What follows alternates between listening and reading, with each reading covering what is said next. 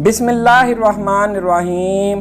अल्लाह के नाम से शुरू जो बड़ा मेहरबान निहायत रहम वाला है।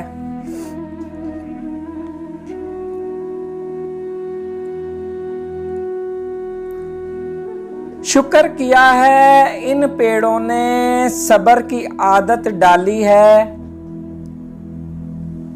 इस मंजर को गौर से देखो, बारिश होने वाली है। सोचा ये था वक्त मिला तो टूटी चीजें जोड़ेंगे। अब कोने में ढेर लगा है, बाकी कमरा खाली है। बैठे बैठे फेंक दिया है आतिशदान में क्या कुछ। मौसम इतना सर्द नहीं था जितनी आग जला ली है। अपनी मर्जी से सब चीजें घूमती फिरती रहती हैं। बेतरतीबी ने इस घर में इतनी जगह बना ली है।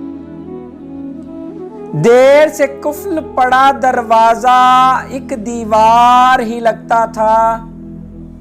इस पर एक खुले दरवाजे की तस्वीर लगा ली है। हर हसरत पर एक गिरासी पड़ जाती थी सीने में।